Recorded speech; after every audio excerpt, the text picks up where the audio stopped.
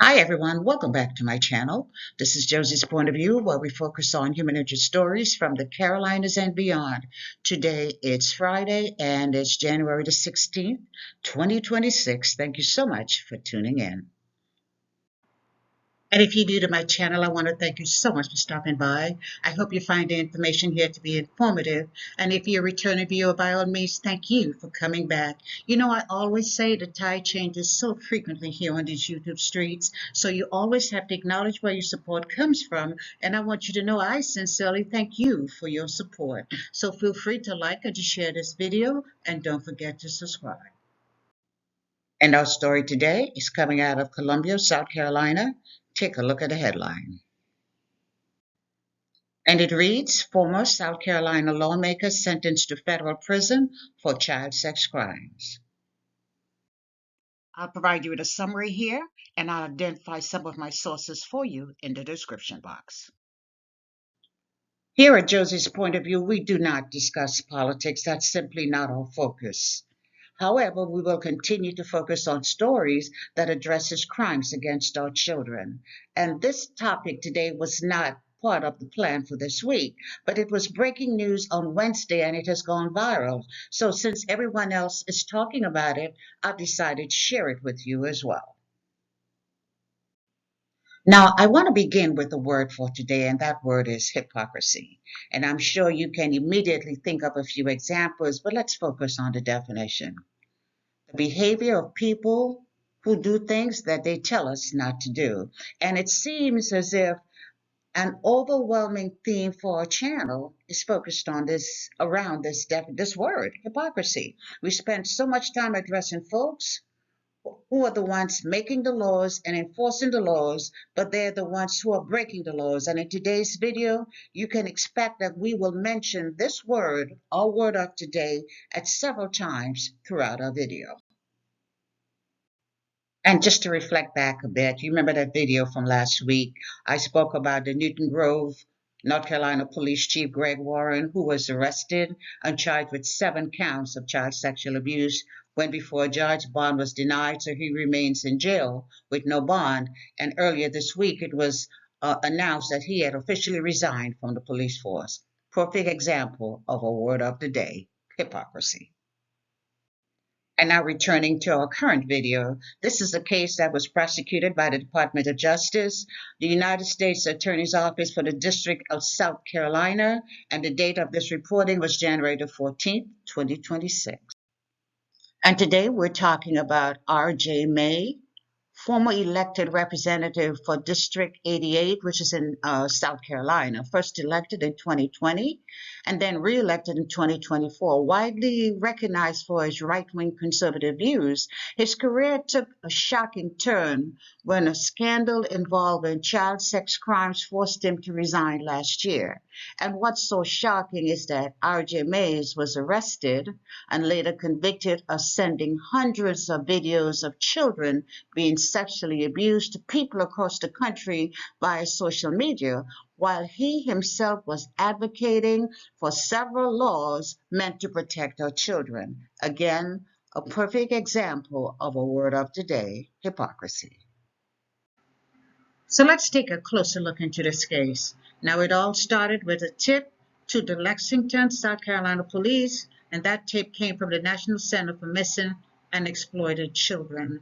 The organization observed that on 31 March 2024, someone had uploaded 50 videos containing child sex abuse material to a particular website, which I refuse to mention by name, and it all came from a West Columbia, South Carolina IP address. So Lexington Police Department initiated a search to find out exactly where the videos came from and discovered that the IP address was associated with a registered owner who was a sitting member of the House of Representatives. And his name, Robert J. May or R.J. May. Investigators also discovered an account from that same particular website with the username Joe Biden, but they added NNNN69. How disrespectful. So these investigators continue to probe further into that account, and they found 220 child sex videos and additional 450 videos that had already been distributed to over 100 users over a 5-day period. They were busy. The user of that account also communicated with other users about child sex abuse. They were talking explicitly about that, and they were sending and receiving over 1,100 messages. And because R.J. May was a sitting member of the South Carolina House of Representatives, the case was referred to Homeland Security Office. And those investigators executed a search of his office during the month of August, and they seized 35 electronic devices to include his phone. And a forensic examination of his phone revealed the phone contained the same forbidden app. Investigators also noticed that in March and April, the apps were downloaded and then deleted. So, a lot of times you think when you delete something, you don't leave a trace. Yes, you do. They also saw evidence of a connection between that Joe Biden email account, and the most damaging is the IP address was also traced back to his cell phone.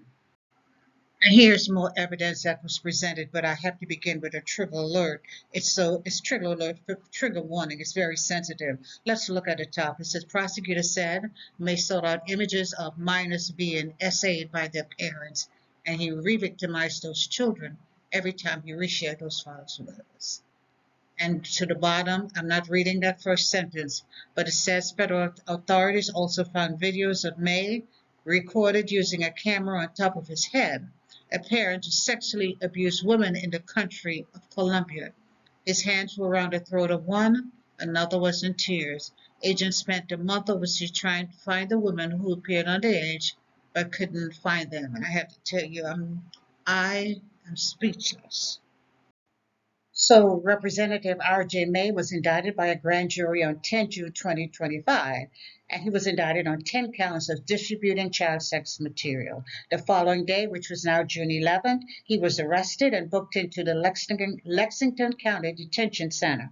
And the following day, he was suspended without pay from the South Carolina House of Representatives pending the outcome of this case.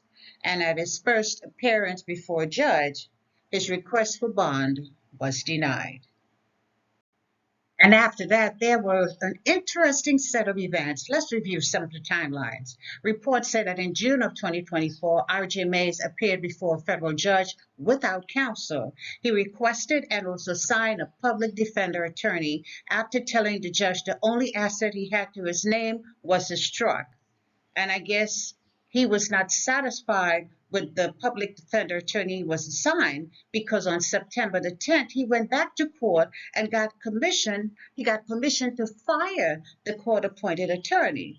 He would now be representing himself. This must have been a strategic move, because I just don't understand. Someone is facing a considerable amount of time behind bars, and then they would decide to defend themselves. It just didn't make sense. It might make sense to some folks. It didn't make sense to me. But after that, he filed a motion to suppress evidence. A few days later, another motion. He requested a change of venue due to pretrial publicity, but I don't think he received the outcome he wanted. And surprise, surprise, that very month, R.J. May entered into a plea agreement discussion with prosecutors. Now, this is the plea agreement that he made. Now, he agreed to plead guilty to 5 counts of possession of child abuse, sex abuse material. The maximum penalty would be 20 years for each count, so that he was facing 100 years in prison. He also agreed to a maximum penalty of $250,000 in restitution, and of course he'd have to register for the rest of his life as a sex offender. So a plea agreement was set for September 29, 2025, at which time he appeared before a judge and pled guilty, as mentioned, 5 counts of possessing child sex abuse material. And so he stood before a judge and said, "Yes, Judge, I'm guilty." And a sentencing date was scheduled for January the 14th, 2026. And there's more. You see, RGMA's trouble with the law was not over.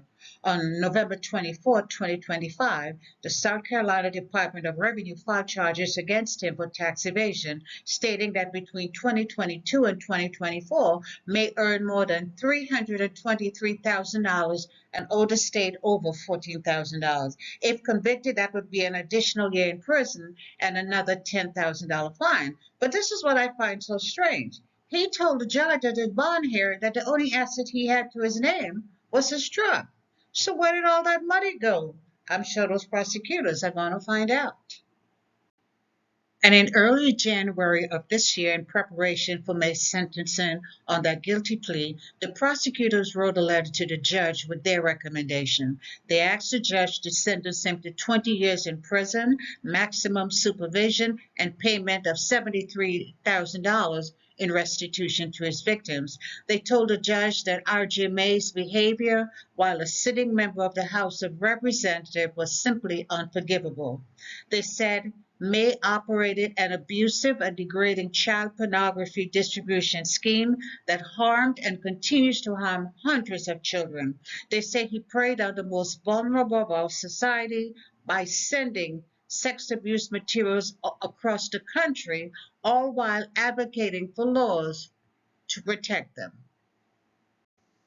Now, May also wrote a letter of apology to the judge and he asked for mercy, but he also asked that the judge assign him a 5-year sentence. He stated he was addicted to pornography and it was made worse by his increased sex drive from taking testosterone treatment. He stated he sought out more extreme videos when he was lonely at night. He described his conduct as decency by day and succumbing to moral indecency by night, the hypocrisy. He spoke about not being able to attend activities with his son or to have tea with his daughter at his home. He also said he had lost his 6-figure consulting job, his wife was divorcing him, and he had no money. Besides, the details of his crimes have made news around the world, which is true. Everybody knows about it, but what do you expect? And finally, it was January the 14th, 2026, sentencing day. It was reported that the prosecutors outlined their case once more, while his family members appeared visibly uncomfortable with the evidence that was presented. It was also stated there were impact statements from a few of the victims, and it described how distributing pictures and videos taken of those victims when they were young, how it continued to traumatize their lives into adulthood. They said Mays cried throughout the proceeding. They said he cried a lot.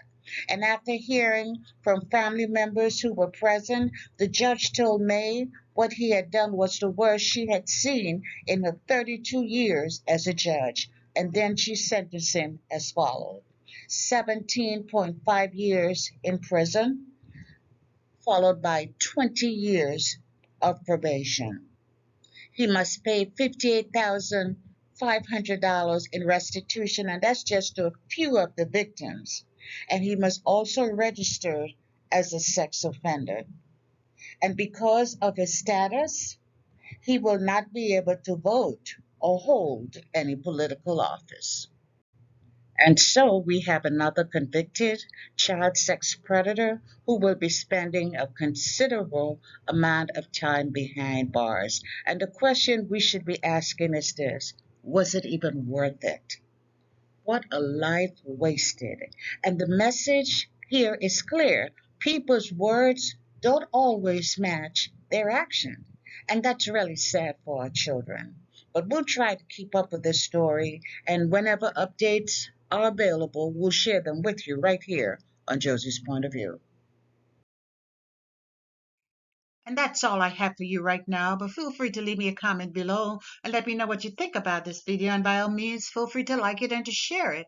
And if you haven't done so already, I want to invite you to subscribe to my channel by clicking on that red subscribe button. It's on the bottom right-hand corner of your screen. And if you click on the bell that looks like just like this one, that's the notification bell. If you click on that notification bell, you'll be the first to know whenever a new video is uploaded. I thank you for watching, and I'll talk to you soon. Bye.